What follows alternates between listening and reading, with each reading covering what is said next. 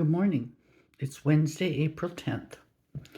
And today I want to talk about when you have a situation that's bigger than you, bigger than anything you know, and you have no idea how to defeat it. Well, if you go to 1 Samuel chapter 17, you will find a very good example of something like this because it was the situation of David and Goliath, which I'm sure you heard of, how he beat the big giant. But see, he wasn't intending to do this. His father had asked him, because he was the youngest brother, his father had asked him to go take supplies to his brothers who were in the army and for them, give something to them to help them. And excuse me. And so he went over there. He was to do what his father said. Well, when he got there, he saw this situation that there's this big giant going around, mocking God, mocking Israel, and he said, "What's going on here?" And they said, they explained to him. They said, "We can't fight him."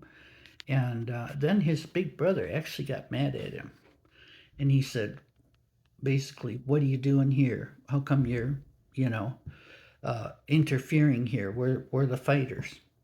Now he could have been, humiliated and just went back home. But no, what he did is he actually ignored his brother, and he said to the other guys, "Well, why aren't we fighting him? What's going to be done to the guy that beats him?" And they said, "Well, so be it," or something. And so he, and he went to Saul, and Saul said, who is the king at the time, and he said, "Well, how are you going to fight this guy?" And he said, "Well, I've fought with bear and lion, and I'll just look at him as another bear or lion because I've been watching sheep, and that's what I do. I fight against the elements and the things that come up against it to protect the sheep."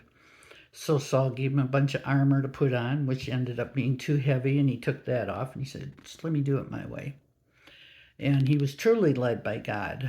And so he went ahead and first he yelled out. And this is the thing, chapter 17, verse 47.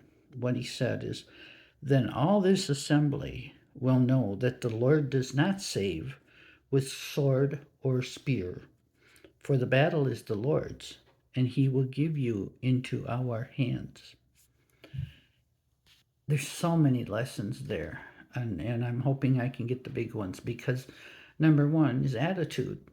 He had an attitude that he was going to beat him no matter what, and he was positive about it. He didn't listen to everybody else. He had the attitude that God was going to take care of this. You don't look at appearances. He looked at this guy as something he'd already conquered, lions and bears bigger than him. So to him, this guy was just another beast. And so he had a way of handling them beasts. So he had experience that you wouldn't think connected with anything else, but this experience of handling the wildlife helped him with this. And he just saw it differently. He didn't see this as a. And another thing is the battle is the Lord's. That is truly our biggest lesson. When we're up against something, let God handle it. Let him show you what to do. God knows. And he doesn't have to fight with elements that we can see, things of swords and spears and lawyers and all that. He fights. He says he does not save with sword or spear, for the battle is the Lord's, and he will give you into our hands. The battle is God's.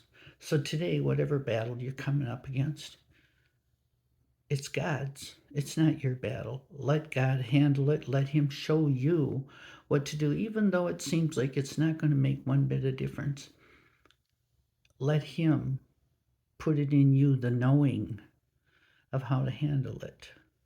Because the battle is the Lord's. It's not ours. We're fighting things that we don't have to take on. or we're supposed to take on in a different way according to God, because God can do this. There's other lessons there, but for now I'm going to stop and let you think about that. Your attitude, keep that attitude up too. You can do anything under God's watch. You have a great day and God bless you.